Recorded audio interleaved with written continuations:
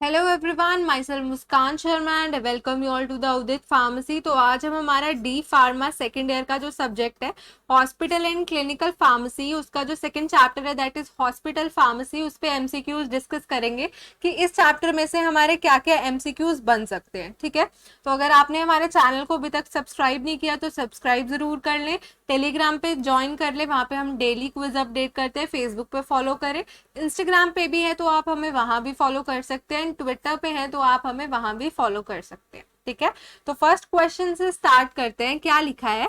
How many pharmacists are required for a hospital having up to 300 bed. हमें बोला है कि कितने फार्मासिस्ट चाहिए होंगे हॉस्पिटल में अगर उस हॉस्पिटल में 300 बेड हैं। ठीक है, तो according to bed capacity number of pharmacist हमारे डिवाइड होते हैं। ठीक है, ऑप्शंस में 5, 8, 10, 15 दिया है, तो देख लेते हैं। अगर तो हॉस्पिटल हमारा अप टू 50 बेडेड है, अप टू 50 बेड्स है, तो वो हो गए हमारे 3 फार्मासिस्ट। ठीक है, अगर हमारा हॉस्पिटल अप टू 100 बेड्स है तो रिक्वायरमेंट होती है 5 फार्मासिस्ट की। अगर हमारा हॉस्पिटल अप टू 200 बेड्स है तो रिक्वायरमेंट होती है 8 फार्मासिस्ट की। अगर हमारा हॉस्पिटल अप टू 300 बेड्स है तो रिक्वायरमेंट होती है 10 फार्मासिस्ट की। और अगर हमारा हॉस्पिटल अप टू 500 बेड्स है तो रिक्वायरमेंट होती है 15 फार्मासिस्ट की। तो क्वेश्चन में हमसे क्या पूछा है? 300 बेड्स, तो अप टू 300 बेड कितना हो गया? 10 pharmacist, so 10 is our correct answer.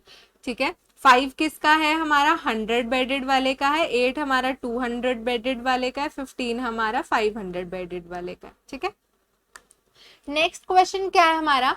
One pharmacist can be recommended for maximum. हमें बोला है कि कितने फार्मासिस्ट हमारे रिक्वायर होते हैं मैक्सिमम कितने पेशेंट के लिए। तो हमारा जो रेशो होता है वो होता है 1:10 का। दैट मीन्स वन फार्मासिस्ट, एक फार्मासिस्ट हमारा अवेलेबल होना चाहिए या उसे अटेंड करना चाहिए हमारे अप टू 10 पेशेंट्स। ठीक है, सो अवर करेक्ट आंसर इज 10। कितना? एक फार्मासिस्ट 10 पेशेंट्स हमारे अटेंड करेगा। नेक्स्ट बोला गया है कि head of the hospital pharmacy should be at least, मतलब जो हमारे हॉस्पिटल फार्मेसी है उसका जो हेड होता है उसकी डिग्री एटलीस्ट कौन सी होनी चाहिए। ठीक है, तो हम बात करेंगे जो हेड ऑफ हॉस्पिटल डिपार्टमेंट है हमारा, वो एटलीस्ट हमारा एम फार्मा होना चाहिए, एम फार्मा होना चाहिए in pharmacology, M pharma in pharmacology. ठीक है, तो ये हमारा करेक्ट आंसर हो गया। Head of hospital M pharma होना चाहिए एटलीस्ट। ठीक है, ये सारी चीजें अगर आपको डिटेल में पढ़नी है तो आप हमारी ऐप है उदित फार्मेसी क्लासेस, उसको डाउनलोड कर सकते हैं, उसमें आप कोर्स परचेज कर सकते हैं, लिंक डिस्क्रिप्शन में होगा। और अगर आपको इससे रिलेटेड कोई भी हमारी क्वेरी है, डाउट है, तो आप इस नंबर पे कॉल करके क्या कर सकते हैं, पता कर सकते हैं। ठीक है, नेक्स्ट है in charge of manufacturing section is assisted by how many individual. जो मैन्युफैक्चरिंग सेक्शन है, अगर हमारी फार्मेसी में हॉस्पिटल में मैन्युफैक्चरिंग सेक्शन है, ठीक है, तो उसका जो इंचार्ज है उसके अंडर कितने इंडिविजुअल्स होंगे, कितने इंडिविजुअल उसको असिस्ट कराएंगे। तो जो हमारा इंचार्ज होता है मैन्युफैक्चरिंग सेक्शन का, उसे असिस्ट कराते हैं 2 बैचलर्स इन फार्मेसी, 2 इंडिविजुअल जिनके पास डिग्री है बैचलर्स इन फार्मासिस्ट के, जो बी फार्मा पढ़े हुए हैं। ठीक है, तो 2 इंडिविजुअल उसको असिस्ट करवाते हैं। कितने? 2 individuals having B pharmacy degree, और जो मैन्युफैक्चरिंग सेक्शन के इंचार्ज को असिस्ट करवाते हैं। नेक्स्ट देखिए, incharge of dispensing and distribution is assisted by, मतलब जो इंचार्ज है डिस्पेंस दवाइयां देने का और उन्हें डिस्ट्रीब्यूट करने का, तो उसके इंचार्ज के अंडर हमारे कितने इंडिविजुअल होते हैं। तो जो इंचार्ज होता है डिस्पेंसिंग और डिस्ट्रीब्यूशन का, उसके अंडर हमारे 2 इंडिविजुअल्स होते हैं जो डी फार्मा होते हैं, एटलीस्ट क्या होते हैं? D pharma. तो हमारे पास 2 D pharma individual is our correct answer. ये असिस्ट कराते हैं जो डिस्पेंसिंग एंड डिस्ट्रीब्यूशन का इंचार्ज होता है। ठीक है, नेक्स्ट हमारे पास है head of pharmacy have the following qualities accept.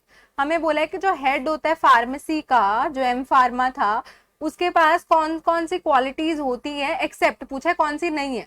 तो टेक्निकल एबिलिटी, यस उसमें टेक्निकल एबिलिटी होनी चाहिए, ठीक है, टेक्नोलॉजी को अच्छे से जानता हो, एडमिनिस्ट्रेशन कर सके, एडमिनिस्ट्रेटिव एबिलिटी होनी चाहिए, और एकेडमिक पढ़ा लिखा होना चाहिए, ये तो होना चाहिए, ठीक है। लेकिन without the knowledge of pharmaceutics, ये हमारा क्या है, करेक्ट ऑप्शन है। क्यों? क्योंकि ये क्वालिटी क्यों ही होगी, अगर फार्मास्यूटिक्स की उसे नॉलेज ही नहीं है तो क्यों वो हेड ऑफ फार्मेसी है, ठीक है। तो हमसे एक्सेप्ट पूछा है, तो हमारा करेक्ट ऑप्शन क्या है, डी।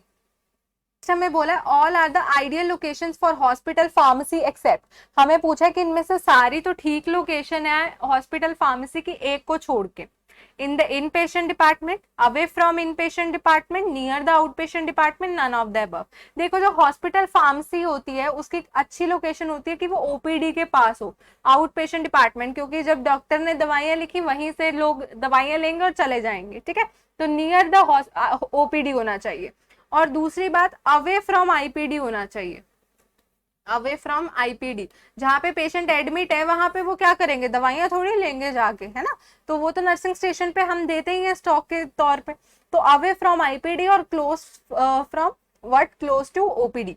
तो in the in patient department, लो जी ये तो पास भी नहीं कह रहे, तो सीधा कह रहे हैं आईपीडी, जहां वो एडमिट है वहीं पे दुकान खोल लो, ऐसा नहीं होता। तो ये हमारा करेक्ट ऑप्शन हुआ क्योंकि हमसे एक्सेप्ट पूछा है। Away from in patient department ये भी ठीक है, near the outpatient department ये भी ठीक है, नन ऑफ द अबव नहीं है, तो फर्स्ट ऑप्शन हमारा करेक्ट है। नेक्स्ट चलते हैं, minimum space for the pharmacy department कितना, मतलब हॉस्पिटल चाहे बड़ा हो छोटा हो, इतना स्पेस तो आपको फार्मेसी डिपार्टमेंट को देना ही देना पड़ेगा, दैट इज 250 स्क्वायर फीट। कितना?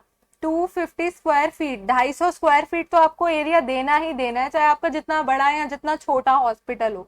250 स्क्वायर फीट मिनिमम है, मैक्सिमम तो यार आप ताजमहल जितना बना लो, वो कोई चक्कर नहीं है, लेकिन मिनिमम आपको 250 स्क्वायर फीट फार्मेसी डिपार्टमेंट को देना ही देना है। तो हमारा करेक्ट ऑप्शन क्या है, C. So this is all about today's video, hope आपको अच्छे समझ आ गया। अगर आपको कोई भी डाउट है तो आप कमेंट कर सकते हैं उससे रिलेटेड, और अगर आपने हमारे दूसरे चैनल को अब तक सब्सक्राइब नहीं किया तो जाके जल्दी सब्सक्राइब करें, इजी नर्सिंग लेक्चर्स नाम है, nursing videos and medical content आपको उसमें मिल जाएगा। Okay, so hope you like the video, thank you.